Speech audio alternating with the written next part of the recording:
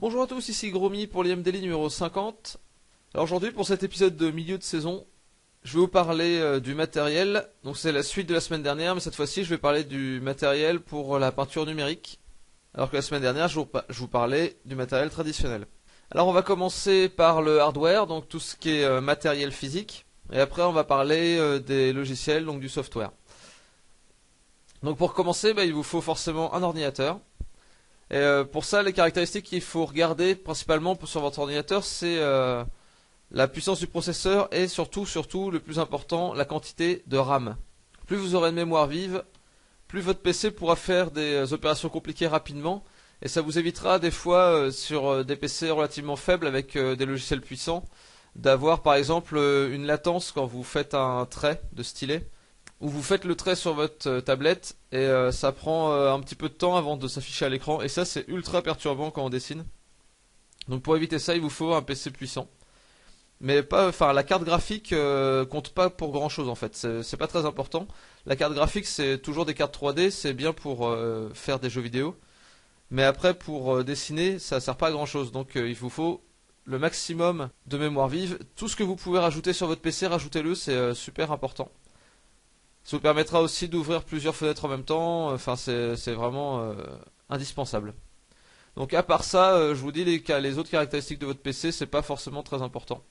Il vaut mieux avoir un bon disque dur. Et sinon, dernière chose, vous pouvez prendre un PC ou un Mac, enfin voilà, indépendamment l'un de l'autre, enfin ça peu importe. Tous les utilisateurs de Mac vous diront que les Macs sont plus fiables, mais au final, moi j'ai un PC, il a jamais planté, il a jamais rien fait en 3 ans d'utilisation pour l'instant, donc et sans jamais le reformater, sans jamais rien faire dessus, sans même le nettoyer ni rien. Donc enfin, les PC sont très fiables maintenant aussi, et surtout ils sont bien moins chers. Donc après, voilà, ça c'est à vous de voir. Je rentrerai pas dans des débats qui sont des débats partisans entre PC et Mac. Moi je sais que je suis PC juste parce que j'ai pas de sous déjà. Donc la question du Mac ne se pose même pas, donc du coup je suis PC. Et vu que j'ai toujours été sur des PC, les seules fois où j'ai utilisé des Mac, l'interface m'a plutôt perturbé. Donc enfin voilà, après c'est une question d'habitude aussi. Donc ensuite, deuxième point très important, les écrans. Et je dis bien les écrans, parce que pour moi, le plus important dans les écrans, c'est pas forcément leur taille, c'est surtout le fait qu'ils soient au moins deux. Pour avoir par exemple vos références d'un côté et votre dessin de l'autre. Enfin, en tout cas, pour avoir un espace de travail plus grand. Parce que avoir un espace de travail réduit à un seul écran, enfin, pour moi, je trouve ça très compliqué pour travailler. C'est toujours pareil, c'est une question d'habitude. Mais si on doit switcher tout le temps entre la référence et l'image sur laquelle on est en train de travailler, c'est très très compliqué. Par contre, évidemment, je vais vous parler des tablettes. Et quand vous avez une tablette, n'oubliez pas de la régler pour qu'elle ne prenne en compte qu'un seul des écrans. Parce que sinon, les gestes que vous ferez sur votre tablette ne seront pas au même ratio que ce qui se passe sur votre écran. Ce qui fait que vous allez pas travailler votre trait comme il faut. C'est une habitude à prendre, mais de toute façon, au final, ça va plus vous perturber qu'autre chose. Et quand vous retournerez sur le papier, ce sera moins évident. Et c'est vraiment un tout petit réglage à faire, donc c'est pas très compliqué. Donc après, il y a plein de sites sur le net pour se renseigner sur la qualité des écrans, donc je vous laisse regarder ça par vous-même. Le seul conseil que je peux vous donner, c'est d'en avoir au moins deux. Donc ensuite, les tablettes. Là, par contre, le conseil que je peux vous donner, c'est vraiment une marque, c'est Wacom. Parce que même si elles valent un peu plus cher, elles valent même bien plus cher que les sous-marques, la qualité, ça a vraiment rien à voir. Ma première tablette, qui était une Intuos 3, je crois, je l'ai gardée pendant 5 ans sans qu'il y ait le moindre problème. Le seul problème qu'elle a eu un jour, c'est quand je lui ai renversé du café dessus. Donc c'est du très très bon matériel, à part évidemment quand on renverse du café dessus. Et alors au niveau de la gamme Wacom, pour commencer, si vous commencez le dessin numérique et vous savez pas encore si ça va vous plaire énormément et tout, vous pouvez commencer par une bambou. C'est moins précis que celle des gammes au-dessus, mais ça coûte vraiment tellement moins cher et ça peut se remplacer tellement facilement aussi. Enfin, moi j'en ai toujours une en tablette de secours au cas où je pèterais mon Intuos. Et j'ai travaillé dessus sur une bambou après que mon Intuos soit morte. Je me suis rééquipé en bambou puisque j'avais pas assez d'argent pour m'offrir autre chose. Et je l'ai gardé pendant 4 ans je crois, avant de changer maintenant pour une Intuos 5. Et la bambou suffit pour faire la majorité des choses. C'est juste que c'est un petit peu petit et que effectivement après quand on teste l'Intuos ça semble plus précis. Mais globalement, ouais, c'est pas vraiment. Ça reste de la très très bonne qualité la bambou. Vaut mieux prendre une petite bambou qu'une grande d'une sous-marque. Parce que pour le même prix, la bambou sera quand même de bien meilleure qualité. Après, au niveau de la taille, c'est vraiment une question de comment vous avez l'habitude de dessiner. Si vous avez l'habitude de dessiner en tout petit, la taille des plus petites tablettes pourra vous convenir. Par contre, si vous êtes habitué à travailler, à dessiner en grand, sorte de grand papier, à faire travailler plus votre avant-bras et faire plus travailler votre coude que et votre épaule que votre poignet, les tablettes plus grandes s'imposent. Après, c'est toujours pareil, c'est beaucoup plus cher quand c'est plus grand. Donc a priori, moi je vous conseille d'aller jusqu'à l'Intuos. Parce qu'après la Cintiq, bon bah déjà moi j'en ai pas. Donc je peux pas être totalement objectif dessus vu que je l'ai juste testé une fois et j'en ai pas moi-même donc je sais pas trop si ça changerait ma façon de travailler ou pas. Mais pour tout ce que j'en ai lu, il y a quand même plusieurs problèmes qui se posent avec la Cintiq. C'est que déjà il y a une distorsion des couleurs. C'est très très difficile de calibrer exactement son Intuos comme son écran. Et donc du coup c'est un peu problématique, surtout pour ceux qui font toute la colorisation sur PC, parce qu'ils peuvent se retrouver après à l'impression avec des couleurs un peu distordues. J'imagine qu'il n'y a rien d'insurmontable, mais ça peut être très compliqué, je pense que ça peut faire rager, surtout pour un matériel qui coûte si cher. Donc l'autre problème c'est évidemment le prix. Ça après ça dépend de votre fortune personnelle et de comment vous aimez dépenser votre argent. Si vous n'avez pas trop de dépenses par ailleurs et que vous gagnez bien votre vie, c'est pas très très grave de craquer pour une Cintiq plutôt qu'autre chose. Mais je suis pas sûr que vous ayez gagné forcément par rapport à une Intuos, ça dépend vraiment de votre façon de travailler. Donc l'avantage principal évidemment c'est de pouvoir dessiner directement sur son dessin. Puisque pour ceux qui ne savent pas, le principe de la Cintiq c'est que c'est un écran qui projette votre dessin et sur lequel vous dessinez directement au stylet. Donc ça a un côté plus direct comme sur du papier en fait. J'ai aussi entendu des gens dire qu'il y avait un petit millimètre d'écart entre l'endroit où on est avec son stylet et l'endroit où ça dessine, ce qui peut être un peu perturbant, mais j'imagine déjà que c'est une question d'habitude, et je pense que c'est surtout dû à l'épaisseur du verre au-dessus de l'écran, et que si on dessine de bien vu du dessus, ça pose pas particulièrement de problème. Après, ouais, je pense que c'est absolument pas indispensable. Donc je pense que pour un dessinateur amateur ou un débutant professionnel, l'avantage que ça confère ne vaut pas l'argent que ça coûte. Mais après, c'est comme toujours, hein, vous faites ce que vous voulez de votre argent. Moi, je suis là que pour vous donner des conseils. Je pense juste que c'est surtout un gros objet qui brille et qui fait bien envie, mais que c'est pas forcément un gain énorme. Quand on commence à s'habituer, franchement, la tablette classique, c'est comme si on dessinait sur du papier, on est vraiment en lien direct avec son écran, quoi. Donc voilà pour les tablettes, donc Wacom, et donc je vous conseille de commencer par Bamboo et d'aller jusqu'à Intuos, avec comme petit bonus la Cintiq si vous avez de l'argent et que vous voulez vous faire vraiment plaisir. Et donc dernière chose dans le hardware, je le mets en optionnel, mais je pense que c'est vraiment pas mal d'avoir un appareil photo numérique pour prendre des références, pour tester des angles de vue, pour plein de choses en fait. C'est vraiment super utile d'en avoir un, je pense. C'est pas vraiment indispensable, mais pouvoir garder des références de plein de choses que vous voyez, ça peut toujours être pas mal. Ça vous permettra également d'essayer de mieux comprendre la composition. Parce que si vous essayez de bien composer une photo, c'est un peu comme bien composer un dessin. Et là, vous voyez interagir le monde directement avec vous, suivant comment vous vous placez. Et vous pouvez voir les effets que vous pouvez créer en vous plaçant à différents endroits. Donc c'est vraiment pas mal, je pense, d'avoir ça. Après, c'est pas obligé d'être un appareil photo super puissant, hein. Ça dépend si vous voulez continuer un petit peu dans la photo ou pas. Ou si vous voulez aussi faire des belles photos. Mais si c'est juste pour prendre des références, un appareil photo bas de gamme peut amplement suffire. Ça peut aussi vous permettre de comprendre un peu la lumière. Si vous avez un appareil photo un peu plus performant qui vous permet de gérer différents réglages, que ce soit l'ouverture ou le temps de pause, ça va vous permettre de comprendre des choses sur la lumière. Mais voilà, ça c'est vraiment le petit bonus. Il faudra déjà que vous compreniez la façon de fonctionner de votre appareil photo. Donc voilà, donc c'est un plus que je pense assez intéressant. Donc ensuite, au niveau du software, alors là c'est un gros morceau, on va commencer par parler du logiciel de dessin.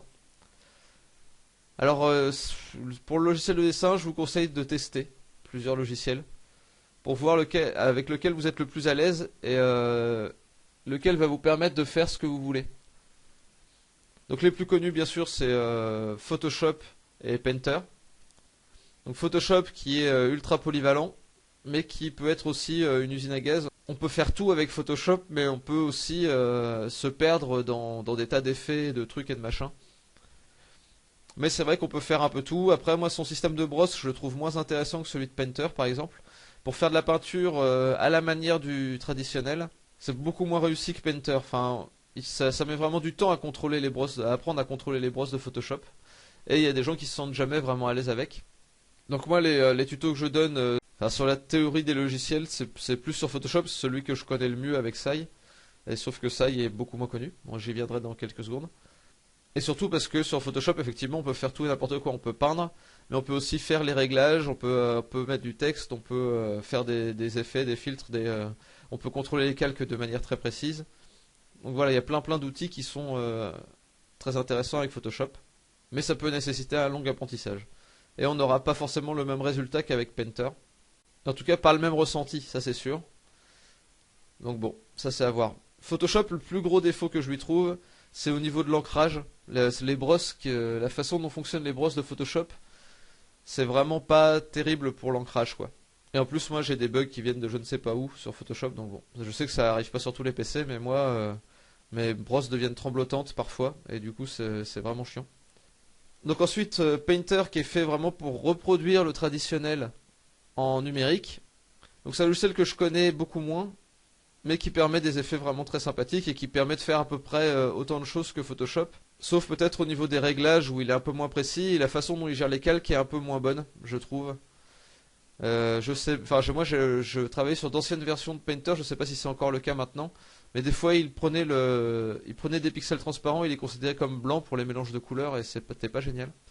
Donc bon bah ça c'est toujours pareil, je vous conseille de tester. Après il y a les équivalents gratuits du genre GIMP.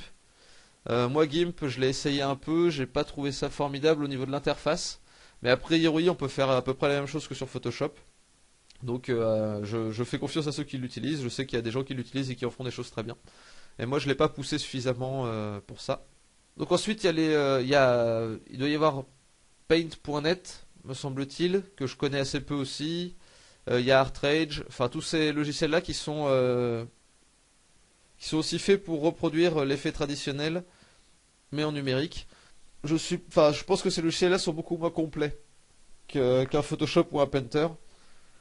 Il y a beaucoup moins de souplesse, je pense, avec ces logiciels-là qu'avec les deux autres. Mais après, si vous voulez faire des trucs qui ressemblent à du traditionnel, ça peut être des bonnes alternatives. Et surtout, c'est beaucoup moins cher, parce que il me semble que Paint.net doit être gratuit, et ArtRage doit pas être très très cher. Et il doit même y avoir une version gratuite, me semble-t-il. Donc voilà. Ensuite, des logiciels pas chers, on a Sketchbook Pro, qui est un très bon logiciel, qui permet de faire, c'est pareil, des choses assez similaires à Photoshop, mais qui a quelques outils en plus pour le dessin et le croquis qui sont vraiment intéressants, avec des systèmes de règles, de tracés, d'ellipses, de trucs qui sont vraiment, vraiment chouettes, et un système de brosse qui est très performant. Et ensuite, il y a mon petit chouchou, c'est Paint Tool Sai, qui est à la fois simple d'utilisation, qui a des brosses qui fonctionnent de façon assez agréable, qui évite d'avoir les effets qu'on peut avoir sur des brosses Photoshop de superposition de traits, dont j'avais parlé dans ma vidéo sur le contrôle des brosses. Et surtout, il y a la fonction de blending, qui permet de mixer les couleurs avec les autres de façon très naturelle et vraiment à la manière de peinture traditionnelle. Et il y a la plupart des outils qu'on peut trouver dans Photoshop, il n'y a juste pas les mêmes outils de contrôle des couleurs une fois posées. C'est-à-dire qu'on peut pas vraiment faire de retouches, il n'y a pas beaucoup d'effets, il n'y a pas beaucoup de trucs comme ça. Mais pour juste dessiner et peindre, c'est très très utile. Enfin, c'est amplement suffisant. Le seul gros défaut que je trouve à Sai, c'est qu'on peut pas mettre de texte. Et ça peut être relativement problématique si on veut faire des couvertures ou des BD où on veut faire du texte dactylographié. Enfin voilà. Ça c'est le principal défaut. Mais sinon, à part ça, je le trouve très complet avec toutes ces options de dessin. Et ces brosses dont le fonctionnement, une fois qu'on le connaît, est vraiment intuitif. Et après, il y a la plupart des outils de gestion des calques qui sont relativement identiques à Photoshop. Il y a juste moins de modes de fusion, par exemple. Mais il y a des petits trucs en plus, donc bon, enfin voilà, c'est vraiment à essayer. Je vous conseille de l'essayer, une version d'essai pour 30 jours, et après une version payante qui coûte moins de 50 euros, comme Sketchbook Pro d'ailleurs. Donc voilà, ça c'est mon petit chouchou. Après, moi j'utilise Sai et Photoshop globalement. C'est les deux logiciels que j'utilise le plus. Mais j'ai testé la plupart des autres. Ah, il y en a un dernier aussi, c'est Manga Studio. Donc là, je ne peux que vous conseiller de l'essayer. Moi, je sais que ça m'a pas trop plu, mais c'est encore une fois que je me suis pas penché dessus à fond. Donc apparemment, il y a moyen de faire de très belles choses avec, mais moi, l'interface m'a pas séduit plus que ça. Du coup, voilà, apparemment, il y a des outils de dessin qui sont vraiment très performants. Donc, je vous conseille aussi de l'essayer. Donc voilà, et deuxième chose importante au niveau des softwares, c'est optionnel aussi, c'est le logiciel de 3D. Donc là c'est pareil, je pourrais pas vous conseiller énormément parce que c'est pas le genre de choses que j'ai creusé à fond. Donc par exemple entre 3ds Max et Maya ou d'autres trucs comme ça, je pourrais pas vous aiguiller plus que ça. Tout ce que je peux vous dire c'est que pour faire de la mise en place de scènes, SketchUp est vraiment très intéressant, j'avais fait une vidéo dessus. Après SketchUp il n'est pas forcément très fort pour le rendu, pour le modelage, pour tout ça. Enfin, c'est pas un logiciel de 3D complet, mais pour le dessinateur, ça va être amplement suffisant puisque à quoi ça va servir un logiciel 3D pour quelqu'un qui va faire de la peinture numérique? Ça va être surtout pour faire de la mise en place de décors, pour pas avoir à tracer les lignes de perspective soi-même et perdre beaucoup de temps. Là, ça va beaucoup plus vite de le faire en 3D. Surtout pour les points de vue de ville ou de bâtiments ou des trucs un petit peu complexes comme ça, des véhicules ou des trucs qui sont très droits, où ça peut ne pas être forcément très fun à dessiner à partir du moment où on doit faire des milliards de lignes de fuite et de perspective. Donc voilà, SketchUp c'est le logiciel que je recommande principalement. Après si vous voulez apprendre un logiciel 3D, ça c'est libre à vous, hein, on peut combiner tout à fait les deux. Et moi je pourrais pas vous donner de conseils sur le choix du logiciel. Je peux juste vous dire que les logiciels comme 3ds Max ou Maya, c'est un peu comme Photoshop, c'est des usines à gaz, c'est des logiciels avec lesquels on peut faire un peu tout et n'importe quoi. Surtout qu'on peut rajouter des plugins à n'en plus finir dessus. Et qu'après on a des logiciels plus spécialisés, comme par exemple ZBrush ou Sculptris, qui permettent de faire de la 3D à la manière d'un sculpteur traditionnel. Donc en ajoutant de la matière, en tournant autour de l'objet, en dessinant presque en 3D sur les objets. Donc ça peut être des trucs qui sont super intéressants à tester aussi. D'ailleurs, la sculpture, j'en ai pas parlé dans le matériel tradi, mais apprendre la sculpture, ça peut être très intéressant pour apprendre le dessin, enfin pour progresser en dessin, parce que ça va vous faire travailler le volume, et vous allez plus facilement penser en 3D à partir du moment où vous faites de la sculpture ou du modelage 3D. Que si vous restez uniquement à dessiner sur du papier et pas à vous plonger dans la matière quoi. Donc voilà, c'est un autre conseil que je peux vous donner, d'essayer ça. Donc voilà, je pense avoir fait à peu près le tour de ce qui se faisait en matériel numérique. Il y a plein d'autres types de software ou d'hardware dont j'aurais pu parler, mais là c'est vraiment les plus importants. Donc si j'ai oublié votre logiciel préféré ou une tablette particulière, ou si vous avez des conseils à donner sur tel ou tel type de matériel, eh ben vous pouvez laisser des commentaires, que ce soit sur cette vidéo ou sur le site Illustration Motivation. Si cette vidéo vous a plu et vous a été utile, n'oubliez pas de la partager, de la liker sur YouTube. Et si ça vous a vraiment plu, vous pouvez toujours laisser un petit pourboire sur le site Illustration Motivation. De mon côté, je vais vous souhaiter un bon week-end et je vous dis à lundi pour le nouveau challenge. Allez, dessinez bien et salut!